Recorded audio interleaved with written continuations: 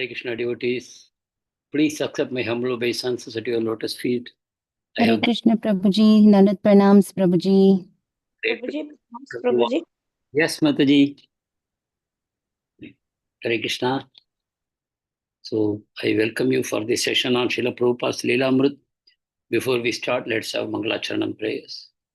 Om Jnanatimirandasya Jnananjana Shalakaya Chakshurun Militam Yena Tasmai Shri Gurave Namaha Sri Chaitanya Manobhishtam Stapitam Yena Bhutale Swayam Rupa Kadamayam Dadati Swapadandikam Vandeham Shri Guru Shri Yuta Padakamalam Shri Gurun Vaishnavamscha Shri Rupam Sagrajatam Sahagana Raghunathanvitam Tam Sajivam Sadvaitam Savadhutam Parijana Sahitam Krishna Chaitanya Devam Shri Radha Krishna Padan Sahagana Lalita Shri Vishakhanvitamscha He Krishna Karuna Sindhu Dinabandho Jagatpate Gopesha Gopika Kanta Radha Kanta Namostute Tapta Kanchana Gaurangi Radhe Vrindavaneshwari Vrishabhanu Sute Devi Pranamami Hari Priye Vancha Kalpatarubhyascha Kripa Sindhubhyaeva cha Patitanam Pavanebhyo Vaishnavebhyo Namo Namaha Nama Om Vishnupadaya Krishna Prishtaya Bhutale Srimate Bhaktivedanta Swami Niti Namine Namaste Saraswate Deve Gauravani Pracharine Nirvisesha Sunyavadi Paschatya Deshatarine Jaya Shri Krishna Chaitanya Prabhu Nityananda Shri Advaita Gadadhar Shivasadi Gaura Bhakta Vrinda Hare Krishna Krishna Krishna Hare Hare Hare Rama Rama Rama Hare Hare Hare Krishna Krishna Krishna Hare Hare Hare Rama Rama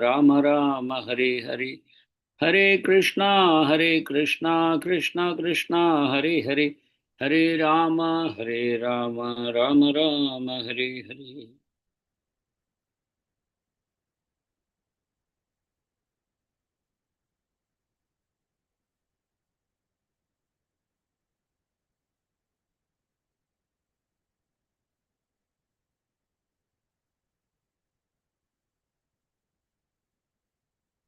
Hare Krishna. Dear devotees, once again, my humble obeisances to all of you. Let us continue Srila Prabhupada's Lilamrt. Last week, we were talking about how Yamuna Mataji had this amazing interaction with Srila Prabhupada. Srila Prabhupada was in Vrindavan, and Yamuna Mataji was already there in Vrindavan with her husband, Guru Das Prabhu, and who was the temple president. And she was taking care of all the visitors and serving them and making prasadam for them. So many services she was doing there in Vrindavan. Whether it was hot or cold, Vrindavan can go to extremes, whether it is hot or cold or it is rains. It's a difficult place actually to live. And she was making so much sacrifices. But still, she did not come in front of Srila Prabhupada. She did not come to Prabhupada's house to see him. And in fact, in the past, it was she who would be Srila Prabhupada's cook. And Prabhupada used to like her cooking very much. Whatever she did it so beautifully, to Prabhupada's full satisfaction.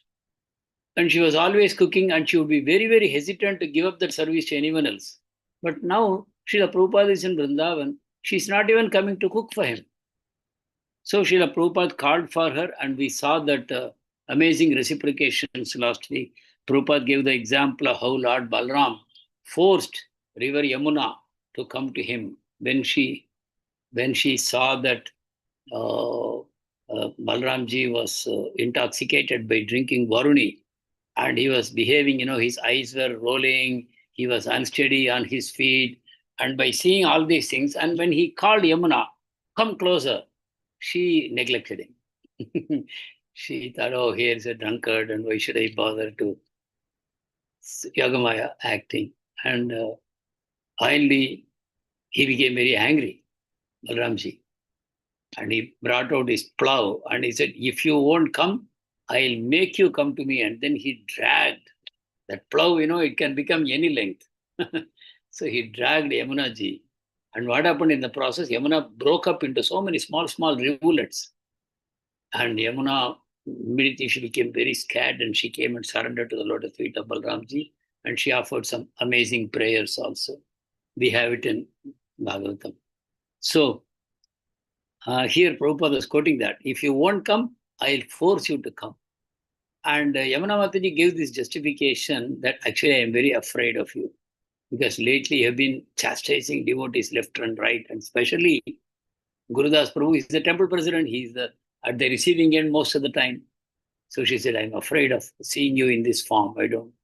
Prabhupada said, fear is all right. But why should you not come? This is a very, very important point for us to know. You may be afraid of your spiritual master. That's okay. But why you will not come in front of him? So Prabhupada is not accepting this linking. I am afraid, so I did not come. That is not okay. You are afraid, up to that I accept. But why you did not come? So whether fear or not, we should not avoid Vaishnavas. Guru, Vaishnavas, the Lord, we should never avoid, whatever may be our reasoning. So finally she surrendered and she said, I will come in future and cook for you. Like that pastime ended. And Prabhupada would daily go for his morning walks. So a little description about the morning walks is there. Once again, how on the way, all the pedestrians, workers carrying milk on bicycles or riding on bullock carts, or rarely one car would pass by like that. And everybody would respectfully greet Srila Prabhupada by saying Jai Radhe, Hare Krishna. Some of them would get down from their vehicles, remove their footwear, and offer full dandavat pranams to Srila Prabhupada. Prabhupada appreciated, saying that this is Vrindavan. This simple habit of these ordinary people to offer respect to a saintly person is the expression of the essence of Vrindavan. Vrindavan is one of the few remaining places in India where even a common man will chant the name of Radharani and Krishna as he passed by on the road. Just crossing people, they will say Radhe Radhe and Jai Sri Krishna like that. One devotee asked Prabhupada, why in Vrindavan there are so many fallen souls we see? Actually, it is said that to be born in Vrindavan is to be liberated. So how do we see fallen souls here?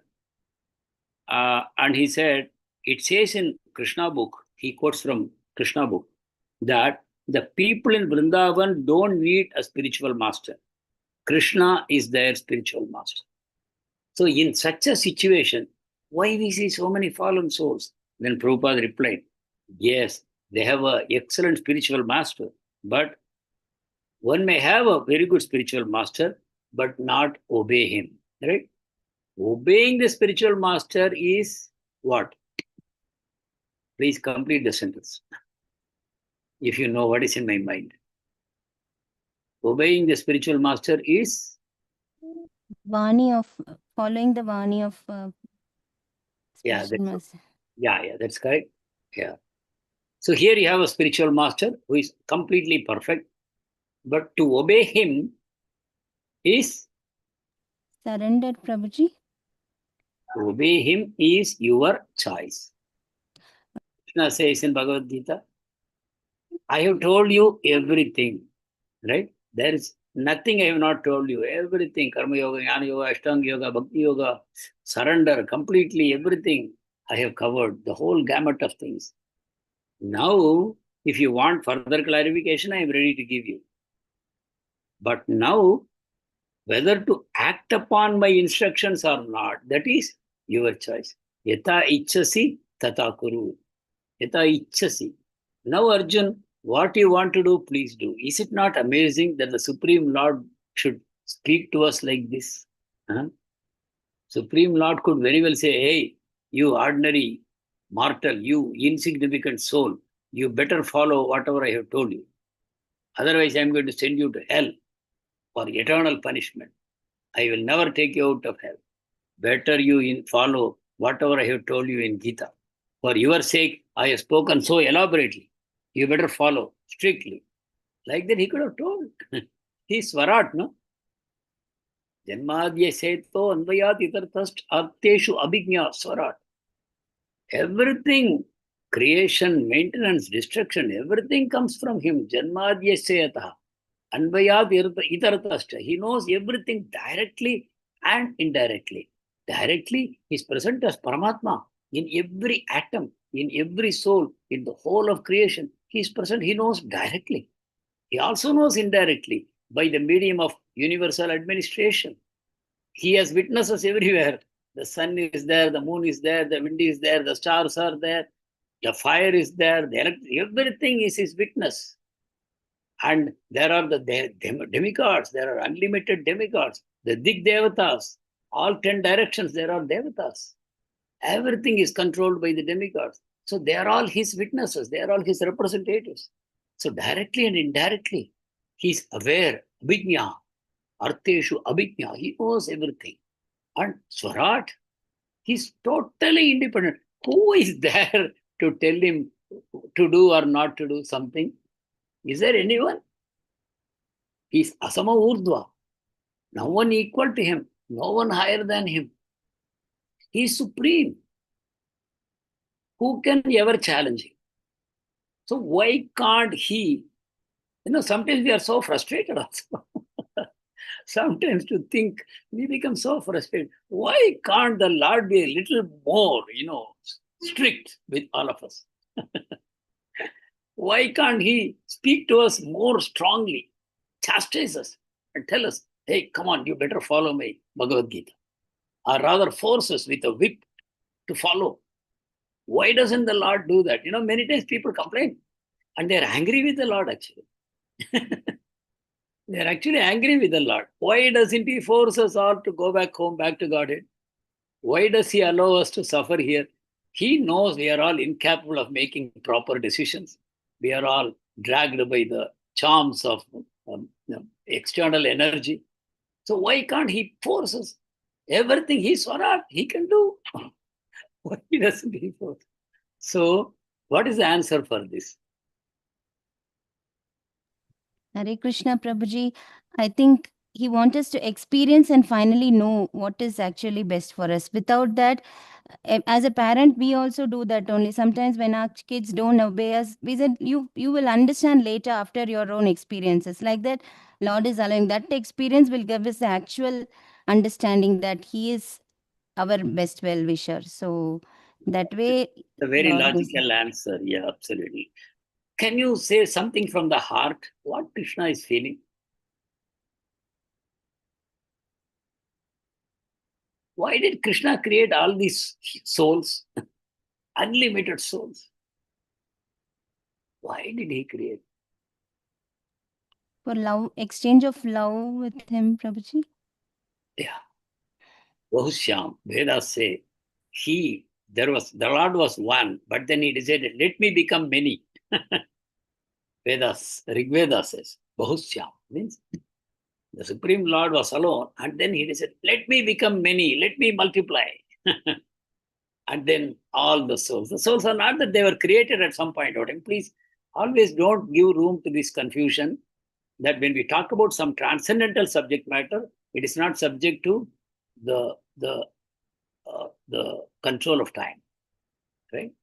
Anything that happens beyond material creation, it has no, it cannot be determined in terms of when it happened, past, present, future, how many years ago, what came first, what came next. Even that question cannot be asked. It's beyond time because time itself is Lord's creation. Okay. Time itself is Lord's creation. So something that happened prior to creation of time, we cannot question, we cannot pigeonhole it. Okay, this comes first, this comes next, like that we cannot do. Okay, so the Lord decided, I'll be many, and then he was many. He was many. And you have Vishnu Tattva and you have Jiva Tattva, right? What is the difference? Vishnu Tattva and Jiva Tattva?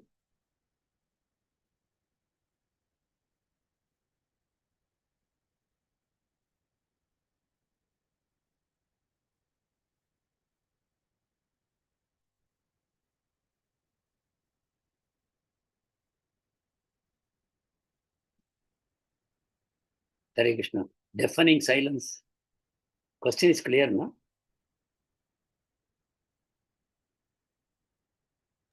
Yes, Prabhuji.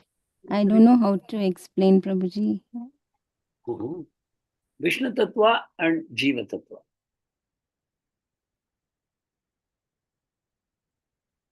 Vishnu Tattva is the Lord's own expansions.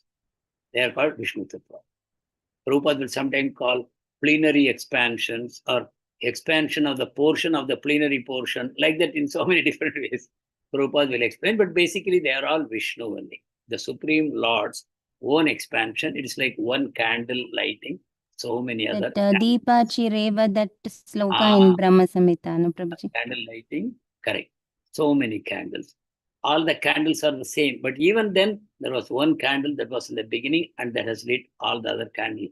That is there in terms of Rasa Tattva, who was first, and that is Supreme Lord Krishna. And he is full with all opulences, all qualities in full. Full means unlimited, present in him. But then, when the Vishnu Tattvas expand from him, they don't manifest all the qualities of Krishna. Because the Vishnu Tattvas are expanded for the purpose of various Leelas, for the purpose of exchange of love with different devotees in different moods like that. And they perform particular pastimes. So only that much of attributes the Lord will display in each form. So that way all the Vishnu Tattvas are the Supreme Lord. All of them are capable of manifesting all the powers of the Lord. But they don't. If you want to experience all, you have to go to Krishna. So this is called rasa. If you want to exchange the highest rasa, then you will have to go to Krishna. But they are all the same. All Vishnu Tattva, whether they are Leela Avatara or Guna Avatara or Manvantara Avatara, Yuga Avatara, whatever they may be, they all are. They have all the powers. It's one person only, appearing in so many different forms. But still, for purpose of Leela, they don't manifest. So ideally, we should go to Krishna. And then when you say, okay, you go to Krishna, then the next question is, to which Krishna will I go? What will be the answer? To which Krishna? Krishna and Goloka, Prabhuji. Sham Sundar. Yeah, Goloka is okay. What about in the material world? Vrindavan Krishna, Prabhuji. Vrindavan Krishna. It is always Vrindavan Krishna. Aradhya Bhagavan, Vrajeshatanayas, Tadhava Vrindavanam. So the worshipable deity is not Vishnu. The worshipable deity is Krishna. Even though Krishna and Vishnu are the same, worshipable deity is Krishna. But not just Krishna. Then the question will come, whether it is Mathura Krishna or Dwarka Krishna or Vrindavan Krishna, because Krishna is there in three places. Right? From Mathura, he shifts everyone to Dwaraka. From Vrindavan, he goes to Mathura. And in each places, he displays a particular mood. Right? So, Vrindavan, Vrajesha Tanaya. Vraja means Vrindavan. Vrajesha means Nanda Maharaj. So, the son of Nanda Maharaj is the worshipable Krishna. We don't even use the word Krishna here. See, Aradhya Bhagavan, Vrajesha Tanaya. The son of Nanda Maharaj is worshipable. So, Nanda Maharaj's son is in Vrindavan. Taddhama Vrindavanam. So, we have to worship that Krishna in Vrindavan. So, that is what is recommended. So, that way, it is all rasa only. So, the Lord, anyway, he expanded like this into so many Vishnu Tattvas, unlimited Vishnu Tattvas. They are all engaging in pastimes with their unlimited number of devotees that's going. So, the other expansion is Jiva Tattva. Vishnu Tattva is undifferentiated expansion, right? It is the plenary portion. It is exactly the Supreme Lord's expansion. But Jiva Tattva is Vibhinnamsha. Right? Vishnu Tattva is Swa Amsha, his own. But Vibhinnamsha, by his will, the souls were separated energy. We call it Tatastha Shakti, right? Marginal energy. So he created this also. One side, he expanded himself into so many Vishnu Tattva. On the other side, he expanded himself as Vibhinnamsha, as Jivatmas. right? And we know how the Jiva differs from Vishnu Tattva. We know all these things. So how the Lord has done to create amazing interactions between the Jiva Tattva and the Vishnu Tattva. And eventually, all the Jivas are defined as Nityara Krishna Das. So you have to come back to your original constitutional equilibrium position, means you have to become a servant of Krishna eternally. You will never give up that position. Neither the Lord will abandon you, nor you will abandon the Lord. You will be engaged in an eternal dance of love. Love, servant of the Lord. That is the perfection of the soul. So the Lord has created this arrangement. And practically, this is working in Goloka Vrindavan. Not only Goloka, the entire spiritual world, all the spiritual planets, this is happening. There, the souls are in the mood of eternal servant of the Supreme Lord, and they are all engaged in these wonderful pastimes. That's happening. But only those souls who sort of turned away, Krishna Bahirmukha, those who turned away from the Lord, and immediately they were trapped by material energy. Because material energy is simply the shadow of the Lord. When you look towards the Lord, you don't see the shadow. Krishna Surya Sama, Maya Andaka. When you face the Lord, there is no shadow. You are in the light. But when you turn away, Krishna Bahirmukha, then you see the shadow. And what do you see in the shadow? The reflection of the light of Krishna in the shadow. And you are attracted by that. And there, Krishna does not appear as Krishna. Rather, Krishna appears as so many sensory attractions. The same Krishna, reflecting into the material energy, he appears as so many sensory attractions, and the soul gets trapped. And not only that, the Maya attracts the soul by saying, come, enjoy me, control me, own me. Like that, the Maya is attracting. And the soul constantly thinks, I can control. You know, the mood of the soul. Once it turns away from Krishna, it develops a disease. It develops, the moment the soul turns away from Krishna, it develops a disease. What is that disease? It wants to substitute Krishna because it denies Krishna, turning away from Krishna. It wants to become Krishna.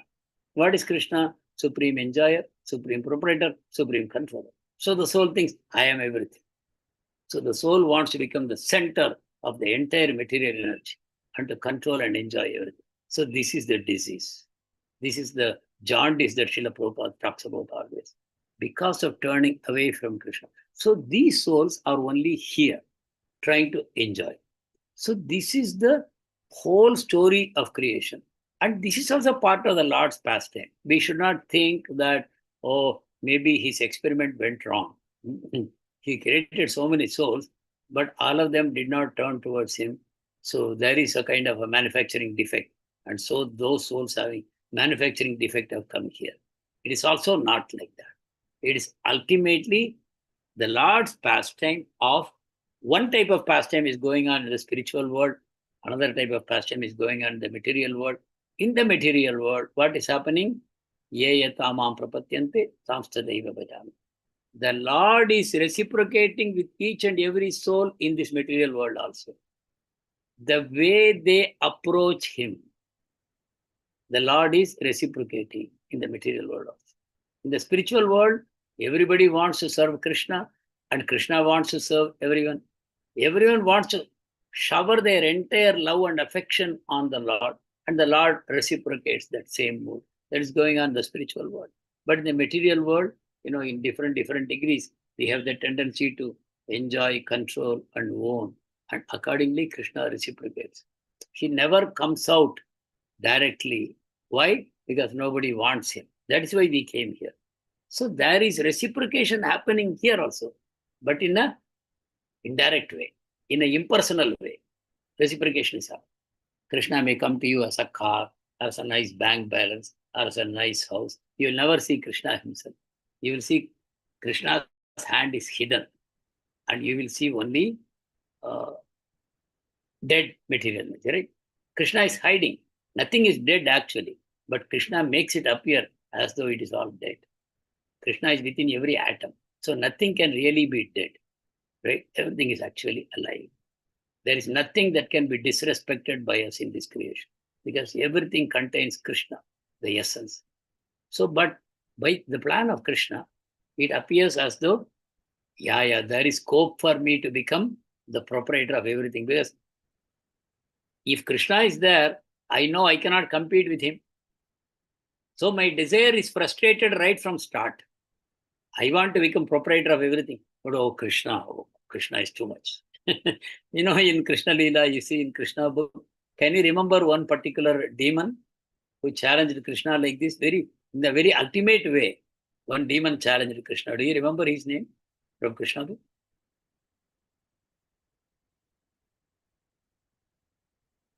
I hope all of you have finished Krishna book, cover to cover. No, Prabhuji, only halfway through, Prabhuji, still not completed. Okay, then you have not come across this yet. Yes. What about other devotees? Reading is going on, Prabhuji. Even I have not finished, Prabhuji. Have you read the story of Paundraka? No? No, Prabhuji. Paundraka was a very powerful king. He was a mystic yogi, very powerful king in Krishna's time, contemporary. And he started claiming that actually I am Vishnu. He started claiming, I am Vishnu. And he attached 2 arms. He's a mystic yogi also, very powerful fellow. He attached 2 arms. He displayed himself with 4 arms. And he wrote a letter to Krishna and sent it through a messenger. And the messenger came and read it to Krishna. What did he say? Hey Krishna, you imposter, I am the real Krishna. I am the real Vishnu. And you are going around cheating people by displaying your Shankh and Chakra. Actually, they belong to me. You give them to me. You return them to me. Like that. When Krishna heard this, he laughed. And he said, oh, if he wants these things, let him come. I will give it to him. Ask him to come. So Paundraka came. When Paundraka came, the Lord said, okay, you take my chakra. And he released the chakra from his hand. And then it went and cut off his head. Paundraka represents the soul, the living soul here in this world. We all have that mood, even though we may deny it. Because we will never say, I am a competitor to Krishna. We will not openly admit that I am a competitor to Krishna. But by our behavior, what we want to do, we want to increase our opulences, correct? We want to always increase our opulences. To what level we want to increase, we don't know, as much as possible. I would like to have more than my neighbors. Keeping up with the Joneses, like that.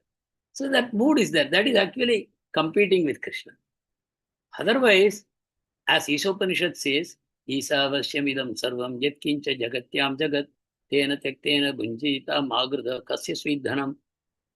Everything belongs to the Supreme Lord. Ishavashyam. And whatever quota is given to you, you accept it and lead your life happily with contentment.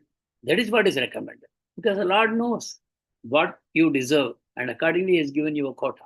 So this is what is important. So anyway, Prabhupada was telling, these people have decided not to follow the spiritual master. They are fortunate to have Krishna as a spiritual master, but they are not obeying him. So what is the position of these people? They are fallen and they do nonsense in Vrindavan. They have got a good fortune to be born in Vrindavan, but it has become a misfortune because they are misusing it. So what will happen to them? Even then, they will take rebirth in Vrindavan as some animal.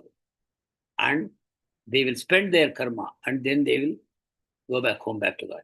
So Vrindavan is always special. But one should not be so foolish that one goes to Vrindavan and misuse that opportunity to cause aparats and to eventually come back as an animal. And of course, once you become an animal and then you are restored to spiritual world, you cannot get higher position, right? You may get at best Shantaras. I hope all of you know these rasas. Anyone would like to list out the rasas in the spiritual world? Hare Krishna Prabhuji.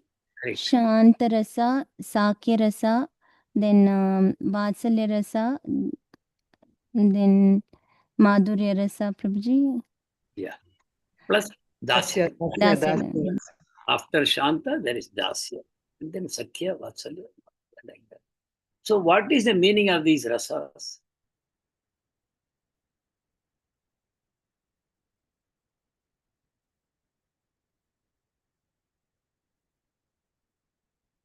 Shantarasa is like anything, not like any material, or it's not material actually, everything, and it is all, no, there is no difference, but serving the Lord like flowers, like that, Prabhuji, milk, everything other than, that is my understanding, Prabhuji, Shantarasa. So in the material world, whatever you have, they are also present in the spiritual world. But it is not that what is in the material world is in the spiritual world. Rather, it is the other way around. The reflection of what is there in the spiritual world is what we see. Not exact reflection, perverted reflection. Material world is a perverted reflection of what is there in the spiritual world. So you have a semblance of experience of what is there in the spiritual world, in the material world. But the problem with material world is that it is never satisfying. You never reach a position of complete equilibrium and satisfaction. Oh, this is perfect. It cannot get better than this. I don't feel any fear or any greed or desire, lack of fulfillment. I am completely fulfilled and I know this will last forever. I am very happy here. That will not come in the material world. So the rasas, perverted rasas, are there here. The same Dasya, Sakhya, Vatsalya, everything is there here also. But these are perverted reflections.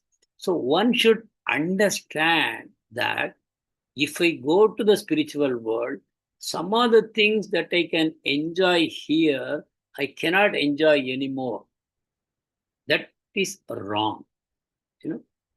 That is wrong. Rather, whatever I am enjoying here, in a much more perfect way, I can enjoy that.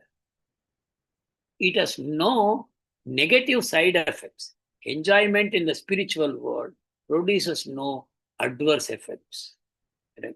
Here you have a disease and you go to the medical shop, you get some medicine, but you see the label, the contraindications, so many are. There's so many side effects are there for the medicine body. But the spiritual world, no adverse side effects at all. Right? Krishna Rasayanam Piba. Krishna Rasayanam is a Ayurvedic term for a medicine. Krishna Rasayanam. You drink Krishna Rasayanam. That's perfect medicine for all your problems. So that way, rasa is the manifestation of prema. Prema is the ultimate goal of life, we all know. Shraddha, Sadhu, Sangha, Bhajana, Kriya, etc. Ultimately, Bhava and Prema. That is what we are all longing for. Prema Pumartho Mahan. We usually know Dharmartha, Kama, Moksha. They are the goals of life according to Varnashrama Dharma. Dharma, Artha, Kama, Moksha. Liberation is the highest goal. But Krishna consciousness, the process of bhakti, it says, no, that's not the highest goal. You are mistaken.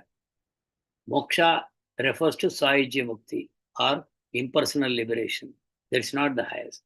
The highest is go beyond the impersonal liberation, enter the Vaikuntha planets, and engage in an eternal, direct relationship with the Supreme Lord in any of these rasas, which are there in the material world in a perverted form. In the original, pure, constitutional form, you can have the same relationship with Krishna. And can you imagine anyone better than Krishna to engage in any of these rasa relationships with? Can you imagine anyone better than Krishna for any of these relationships? Whether it is Shanta, Dasya, Sakhya, Vatsalya, Madhurya. Can you think of a better person with whom we can engage a relationship like this? So Krishna is the perfect object of our love. He is the perfect Vishaya. We are the perfect Ashraya, and he is the perfect Vishaya. In the spiritual world, we are the reservoir of love. We are the reservoirs of love. And he is the recipient of that love, perfect recipient of that love. He is able to perfectly reciprocate that love to us, filling our heart with complete satisfaction and joy and ecstasy. So that is the concept of rasa. And that highest rasa is what Krishna is offering. So, but these people who are in Vrindavan, they become animals in the next birth. They cannot enter into these higher rasas. They may mostly stop at Shantaras. Shantaras means appreciating, admiring the amazing qualities of the Lord from a distance. They won't get closer than that. They won't have that relationship. This is also called a relationship, Shantaras, but you know how it is. Like a tree or a stone, they're all conscious in the spiritual world. So they, like that, you will have reciprocation. So, Prabhupada, there is some discussion about why Vrindavan is becoming dry. Prabhupada says, in future, it will become even more like a desert. Why? Because people are not following the instructions of the Lord. They are disobeying the instructions. Even in the West, there is greenery. Prabhupada says, because when I came to you in the West, you did not know anything about Krishna. But then I taught you, and then you accepted. You did not know meat eating, illicit sex, they were all sins. But then I taught you, and then you accepted it. And you gave up these bad habits. So, but these people in Krishna's land, Vrindavan, they are doing those things here. When I came and told you, you gave up. But these people are still doing. So here the experience is even worse. They suffer more because Krishna is punishing them directly. Vrindavan is directly under his vision. So they are receiving direct punishment from Krishna, like that Prabhupada said. And Prabhupada's morning walks were more interesting than Prabhupada's lectures on the stage every evening. The morning walks were more interesting. And here Prabhupada talked about starting a Varnashrama college. ISKCON Varnashrama College, Prabhupada said.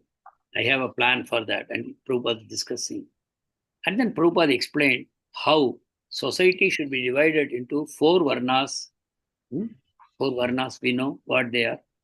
According to person's nature and his occupation. According to that, the society must be divided into four orders, four Varnas. And Prabhupada said, okay, now I have a question for you before I proceed further. Do we need Varnashrama in ISKCON?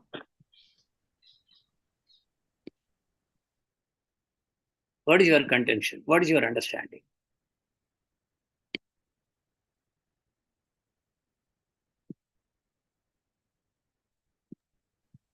Hare Krishna, Prabhuji. We should be willing to do everything, Prabhuji, but whatever is our strength, I think we should understand and use it in Krishna's service, Prabhuji. So in that sense, you mean that Varnashrama is also required? Not required, Prabhuji. We should be willing to do everything, Prabhuji, but which we can spread more. Like Prabhupada said, no, Prabhuji, wherever is favorable, like West was favorable, so preaching was done there first. But India was not favorable then. So like that, which we might not be very good in something, Prabhuji. So whichever it is our strength, we can use it. It is not like somebody is coming and telling you do this, Prabhuji. We understand which is the best way that we can serve the mission, Prabhuji, like that, Prabhuji. Okay. But one thing you said, I am not able to accept. You said West was more favorable, so Prabhupada went to the West. That is wrong. Prabhupada made the West favorable. If you read the song that Srila Prabhupada wrote on Jaladuta, have you read? Yes, Prabhuji. Have you read that song? Yes, Prabhuji. It is there in Vaishnava songbooks also. Prabhupada, these two amazing songs that Prabhupada wrote on the Jaladuta. Prabhupada did not say, oh, the West is very favorable. I am going there to preach. I am sure I will be successful because Western world is looking for Krishna. They are all eager. I am going to give them and they will all become devotees. Did Prabhupada express such a mood in his books that he chose to go to America because people are favorable? No, Prabhuji. Here he tried lot, no, Prabhuji. So Oh, then you have not got the correct understanding. So even though we are tempted to analyze everything from a material perspective, But we cannot apply that in special cases like Srila Prabhupada. Right? Prabhupada's whole life is a pastime of how a soul should be surrendered to Krishna and to spiritual master. If something is not favorable, do you think Prabhupada is a kind of a person who will go away? No, Prabhuji. No, Prabhupada Prabhuji. will never shy away from the responsibility that Lord has given. He will not say, no, no, where it is favorable, I will go and preach. Where it is not favorable, I will.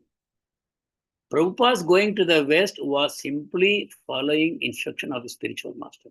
What instruction he received at the age of 26, and he was constantly meditating on that instruction. And at the age of 70, not in good health, no money in pocket, taking a long voyage by sea, 38 days. That is not Prabhupada doing something in a very favorable atmosphere. Everything was unfavorable to Srila Prabhupada. That it looks to us today that, yeah, everything was favorable, so Prabhupada went and succeeded. That is an illusion. Yeah, that is all an illusion. Nothing was favorable.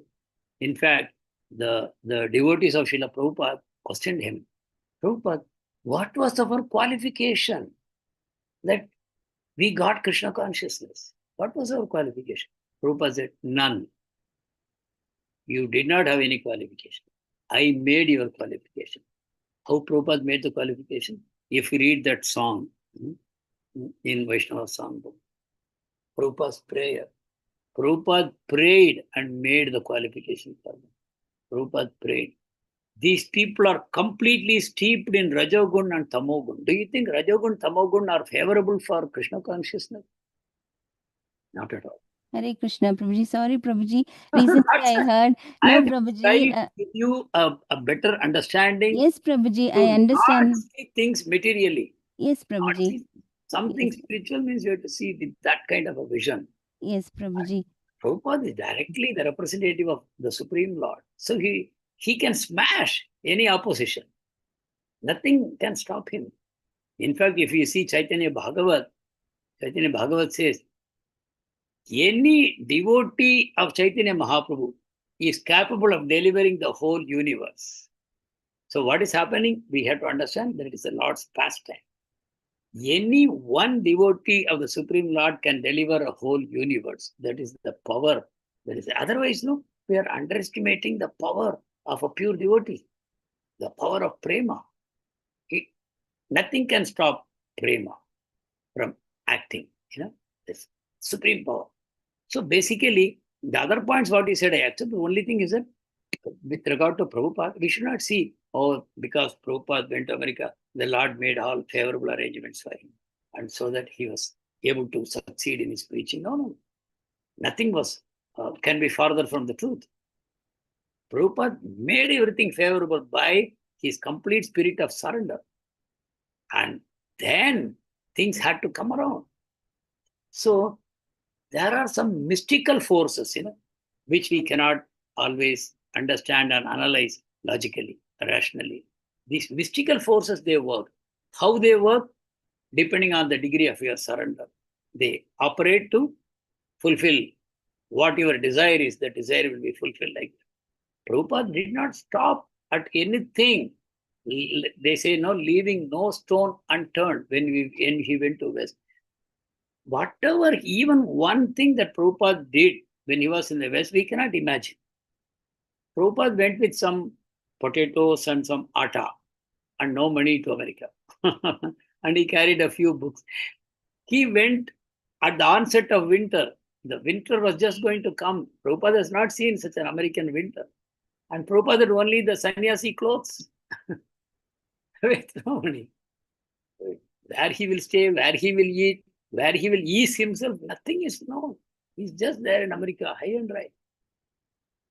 So every little thing Prabhupada did is beyond our understanding. To be in such an alien atmosphere like America. Within India, at least, if a sannyasi goes, they will respect. They will respect. They will say, Swamiji, please speak to me. Please give me your blessings. I will give you some donation. Please build a temple here. Please live comfortably. Sannyasi have respect in India even now. But Prabhupada went to that land where they will laugh at sannyasis. Nothing was favorable to Prabhupada in going to the West. Yeah. So actually, it is Krishna's plan, What is Krishna's plan? Krishna's plan is always to put his pure devotee in the worst situation and show how he comes successful. In the worst possible situation. So you see, you take the case of Prabhupada. He went to America. And then, first of all, Krishna made him completely destitute. No money. Totally no money. Old age. So he's not in good health. He's in old age. And he suffers heart attacks on the ship only. Okay. And who is waiting to receive him? Someone who has never seen him. Someone who has never heard of him. Simply, somebody wrote a letter to his son. And the son said, okay, I will receive him.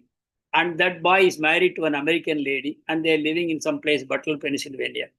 Prabhupada has to only go there. And what other support is available? No other support system is there. Right? For his preaching activities, who is there to help? Even to maintain himself, who is there to help? So Krishna is sending him. And Prabhupada, after going there, he writes many letters to Gaudiya Math people. Please help me. They are not helping. And Prabhupada wrote to some person he knows in Delhi, influential person, businessman, Singhania. And he writes, please help me to open a temple here. No, we don't think that's a good idea. So neither his own god brothers, nor the great industrialists, nor the government. Prabhupada wrote to the prime minister. Again, they said, sorry, we cannot allocate foreign exchange for you. We have so much scarcity. Like, wherever Prabhupada turned, the doors were shut on him. Can we call this favorable? What was favorable to Prabhupada? Nothing was favorable.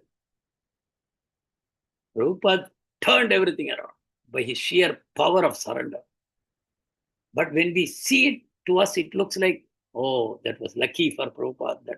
That was the time the hippie movement was taking place and Prabhupada was in the right place, downtown New York, and all these hippies. They did not come and surrender to Prabhupada. How many hippies came and surrendered to Prabhupada? They didn't. Prabhupada went on doing kirtan. That's all. Then slowly, they came around. They caught the purity of Prabhupada's heart, the love in the heart of Prabhupada that captured them. That prema captured them. That's how they come. So, okay.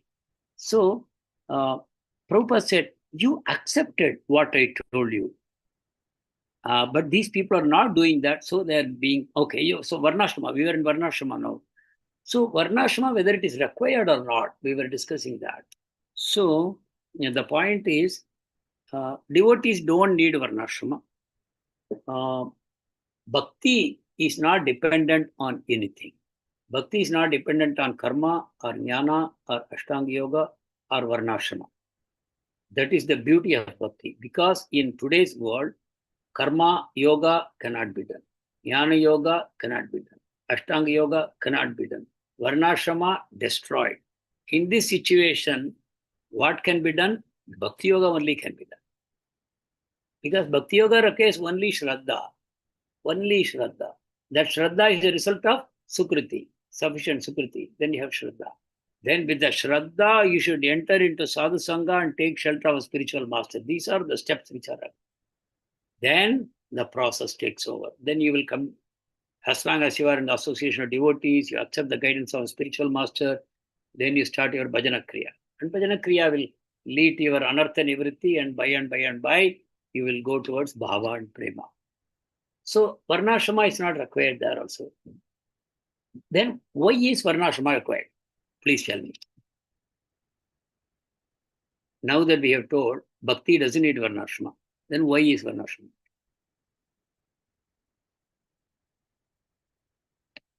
Why Prabhupada is interested to start a varnashrama college for devotees?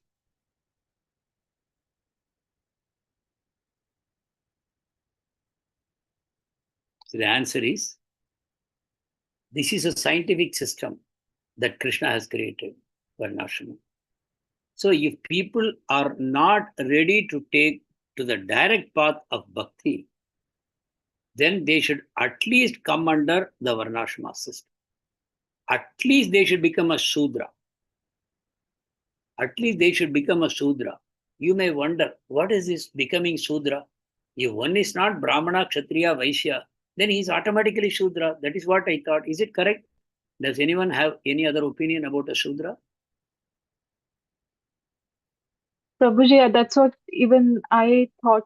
Means you serve these people, the three ones before.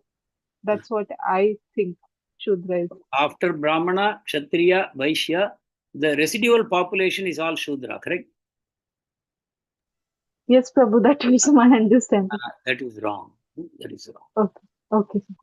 Just as there are qualifications for Brahmana, Kshatriya, and Vaishya, there is qualification for Shudras. What is the qualification for Shudra? He agrees to work under the Varnashrama system as a loyal worker. Loyalty is a qualification for the Shudra. The Shudra has no spiritual inclination, but he has an interest to live a comfortable life in this material world and enjoy within boundaries sensory gratification, maintain a family, or all these normal desires he has. But he agrees to experience these things within the fold of Varnashrama system. He agrees to work under Brahmana, Kshatriya, and Vaishya, and he allows them to maintain himself. And he agrees to work loyally to them. There are people who will not come in the Shudra category, and they are the aborigines, the wild people. They are considered as animals. Even though they are on two legs, they have a brain similar to us, they walk erect like Homo sapiens, but they are considered animal only. That means a human being is a human being only when they accept Varnashrama. Those who don't accept Varnashrama, they are considered equal to animals. Today, world lacks Varnashrama. That means today's humans are animals. Right? What is the difference between human being and animal? By this definition, animals only want to enjoy. Animals don't have a self-consciousness. Animals don't have an intelligence. Animals simply act on the basis of their senses. They do only eating, sleeping, mating, and defending. They have no higher purpose in life. They cannot be taught a higher purpose in life. So that is animal. The same thing applies to people who are not in Varnashrama. If they are not even a Shudra, all these animal qualifications apply to them. So you have to civilize a person. Now, please understand, a Shudra is a civilized person. Don't think Shudra is an uncivilized person, because Shudra has agreed to follow a set of rules and regulations. He has agreed to live within the fold of a civilized society. Those who don't are rejected by the king, and they live in forests as tribals, robbers, bandits. They live like animals. For them, the goal of life is somehow enjoy, eating, sleeping, mating, defending. That is their conception of enjoyment. So that way, Varnashrama is necessary to make a human being out of these two-legged creatures. To make them a human being, you have to introduce Varnashrama system. And that Varnashrama system existed under kings who were Rajarishis. They had a good Sattvagun plus Rajogun. And these were the kings. And these kings were guided by Brahmanas who were in complete Sattvagun. And these people together established a Varnashrama society. Now, please understand that this is going to be very surprising to you unless you have been with me all these days. It is going to be a real surprise to you that the whole purpose of a kingdom, the whole purpose of having a country with boundaries, what is the purpose? To implement Varnashrama. To implement Varnashrama properly is the purpose of having a nation. The purpose of having an organized society is not that everyone will have everything, we will give all facilities to all, let everyone enjoy. That is not the purpose, because this world is not meant for enjoyment. The scriptures clearly say this is not a place for enjoyment. Dukhalayam asashvatam. Your stay here is temporary. You have to go. And this is not a joyful place. There will be always alternating suffering, dukkha, shidoshana sukha dukkhada. There will be always alternating happiness and miseries. So prepare yourself for something higher. Now you have got a human form of life. Now you can prepare yourself for a higher level of existence. So that is the purpose. So Varnashrama has been given by God, and this Varnashrama is implemented by the Brahmanas with the help of Kshatriyas. And that is how the nation is formed. And the boundary, within the boundary of the nation state, the king will implement Varnashrama. And those who refuse Varnashrama, they will be driven out. And they will live in the mountains and forests and the most uninhabitable places. They will have to live. They will not be allowed to be part of the society so that they can come and pollute the society. They will not. This is the definition of a nation, a country. A country means Varnashrama. Otherwise, what is up? Now you understand what kind of a globe we are having. We have so many countries. All the time, more and more countries are coming. For what purpose? No purpose. What they do? They act like a dog in the mango. You know the story of the dog in the mango? What is that story? Anyone?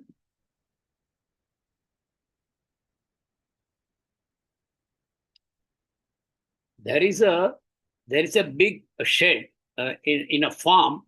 There is a huge stack of hay, straw. They have put a huge stack. On top of that, one dog is sitting. And a cow is coming.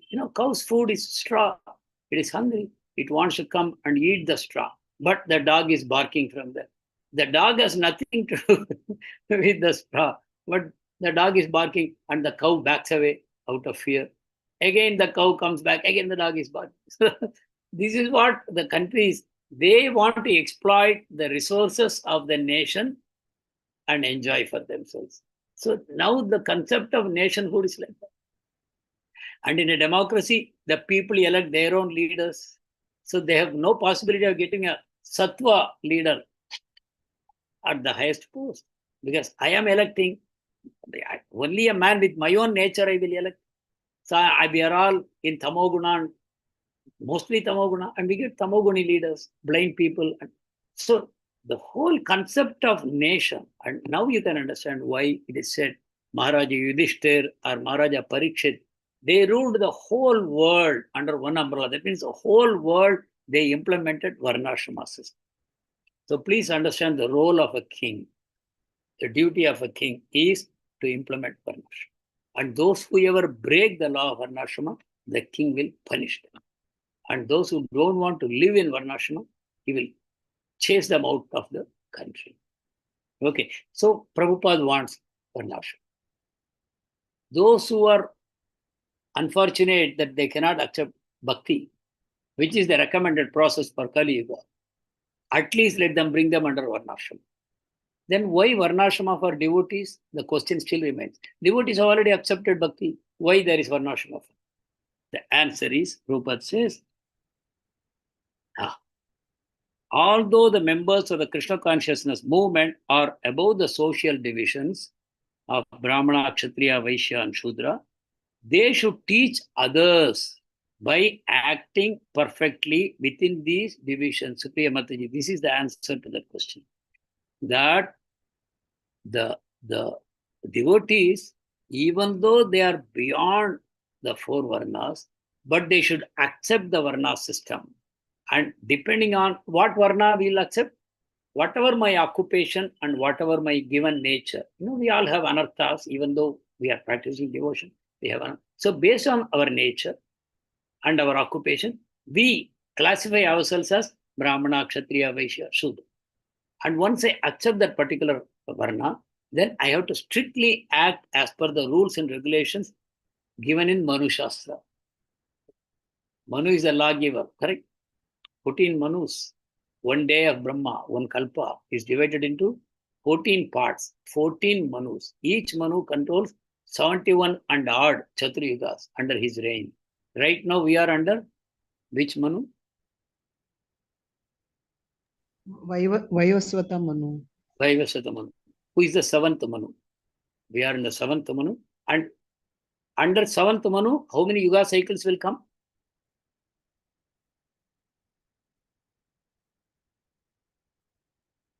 Approximately 72 Yuga cycles will come. Okay, 14 into 72 is approximately 1000.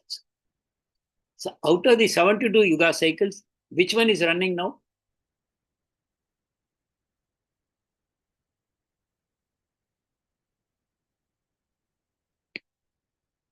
Devotees.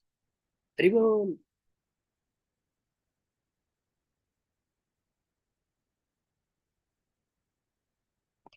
'28th Yuga cycle is running. In Brahma's Kalpa, right now Brahma is 50 years old. Brahma's life is 100 years. First Parardha is over, 50 years is over. His second 50 years is starting. In that, this is the first day, first Kalpa, right? First day. And in that first Kalpa, this is the first month and first day. Pratame Mase, Pratame Pakshe, Pratame Divase. This is going on. Dvidiya Parardhe, Brahma's second Parardha. We are in the like that. And 28th Yuga cycle. Within the 28th Yuga cycle, we are in the commencement or the cusp of Kali Yuga. And this is the time that Krishna appears, Chaitanya Mahaprabhu appears.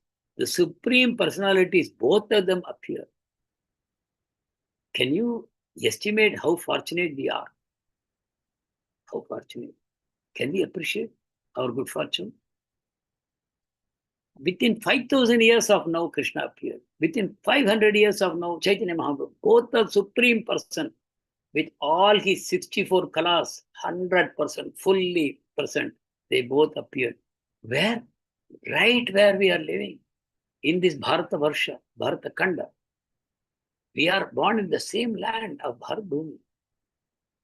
Within 5,000 years of Krishna and 500 years of Chaitanya Mahaprabhu, the same land. Right? So, can we appreciate how fortunate we are?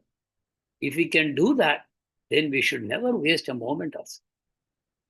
Because now the chance is given, the trap door is open. We can come back to God. If we apply ourselves fully, we can go back home. Otherwise, we may have to come back many lifetimes.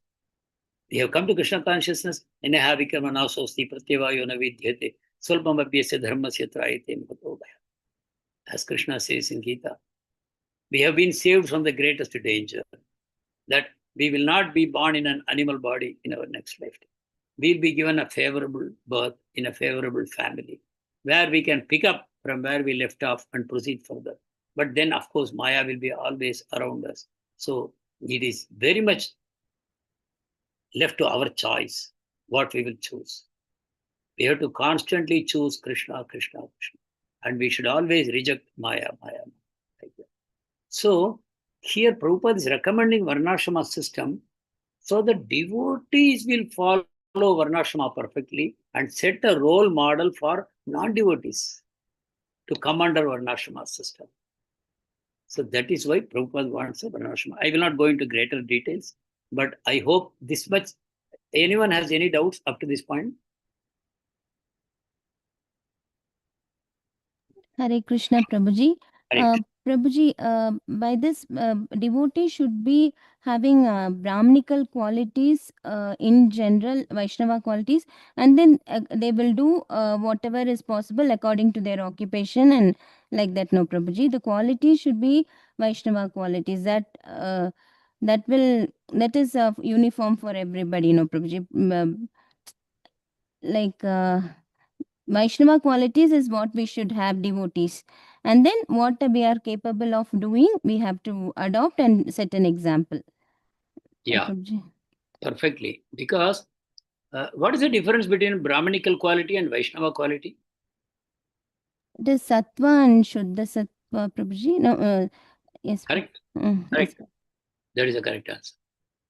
So a Vaishnava, when he manifests qualities similar to a Brahmana, they are not Brahmanical qualities. They are Vaishnava qualities. So we should never confuse between Vaishnava qualities and Brahmana qualities, even though they may look similar. Brahmana is in Sattva Guna, and Sattva Guna within the three modes is not pure.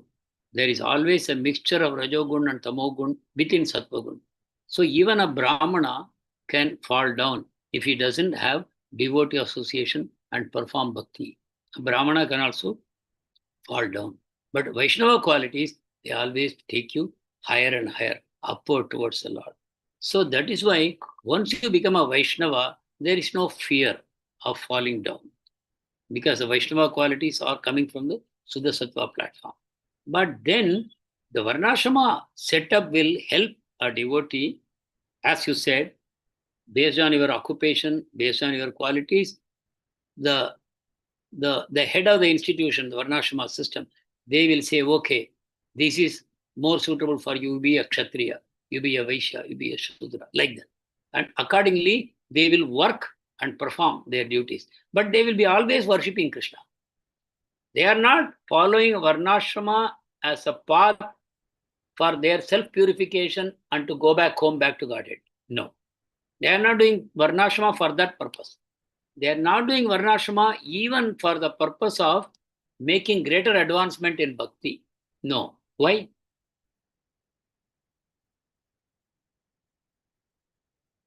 To set an example, no, Prabhuji, that is what.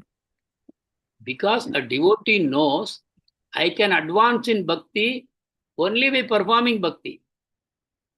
You cannot advance in bhakti by doing Varnashrama nicely. A devotee doesn't think like that. So when a devotee becomes part of a Varnashrama college and accepts a particular Varna, it is not in the hope that this Varnashrama will help me to become a better devotee. That is not the purpose. He feels, no, if I have Varnashrama also, I will become a better devotee. That is called Mishra Bhakti. That's not approved. Bhakti alone produces bhakti. So the reason why a devotee accepts Varnashrama is purely in a selfless way for the rest of the society, so that they will become attracted and at least they will follow Varnashrama system. So Prabhupada said, we will even train soldiers in our Varnashrama college. And the devotees, they were so surprised. Prabhupada talking about soldiers, training people to go to war. Prabhupada said, yes, we will train them. And they will go to war with tilak in their foreheads. And they will, when they walk left, right, they will say, Hare Krishna, Hare Krishna. Like Prabhupada said, will make soldiers. And yes, they will fight with other soldiers in the battlefield. We can train them as Kshatriyas. Like that, Prabhupada said, every training can be given in Varnashrama college in an ideal way. That's what Prabhupada said. Okay. So I think today's our time is up. Of course, we have spoken very little, but I think these things we cannot help. Some other things yet. And devotees, kindly, please try to understand things a little more deeply by applying your minds. Even though there may be many distractions, the material world is full of them. We cannot escape that. There is always distraction. And the distractions are not outside, they are within us. Sattva, Raja, Tamoguna, they are always there trying to disturb us. But appreciate what has been given to us by the mercy of Srila Prabhupada, by the Acharyas. So much they have struggled to give us this. And they have so much expectations from us that we will purify ourselves and then give something to others. As a matter of gratitude, we will share something with the others. So these things we should sincerely take to heart. I request you to read Bhakti Rasamrita Sindhu, Ishopanishad, Upadeshamrit, all these things more deeply, dive deeper into them, ask questions, have relationship with senior Vaishnavas who you see practicing nicely, ask your doubts. Try to always elevate yourselves to higher positions. And please pray for me also, that I am also having my own struggles, inner struggles, outer struggles, like every one of you. Please let us all pray for each other. That will make advancement in Krishna consciousness. Thank you very much. I changed the session again because tomorrow I have other engagements, and then the rest of the week I am traveling also. So next week onwards, I hope we will come back to our normal routines. But anyway, I think our class is now Tuesdays only, no? Correct? Our Lilamrt is on Tuesdays, correct? We have already made that change. Yes, Yeah, Prabhu. Babu. Yes, But- Prabhuji. Prabhuji, on Tuesday we Yes. have, I used to attend another class of Prem Bhakti Mataji, Bhagavatam class. Okay. 108 important shlokas, the same timing. So today, that is a clash. I don't want to miss this as well as that. Yours is a I know. recorded But session. anyway, this is recorded. This is recorded. No, but listening you live, it is more, I grasp more, Prabhuji, that is it. Prem Bhakti Mataji's this thing is not recorded one. So today Yeah. I missed that, but I joined first there and then I switched over here. That's it. That's why I feel little. Yeah. easy, Anyway, yeah. too much of a good thing is not bad. So many classes, and I don't know which class to go. That's Very true, Prabhuji. At this age, you feel a little confused. You want to attend both. That is the Yeah. thing. And the same time, the clash. whatever you choose is good only. No, Prabhuji, I'll be in the mid now, Prabhuji. When you read from the book, it is something different. When you explain and we have a live interaction, then it is different, Prabhuji. It goes deep into your heart. That's it. Hare Krishna, Prabhuji. Thank you so much. Thank you. Dandavat pranam, Prabhuji. And Vancha kalpatarubhyascha kripa sindhubhye vicha Vicha. patitanam pavanebhyo vaishnavi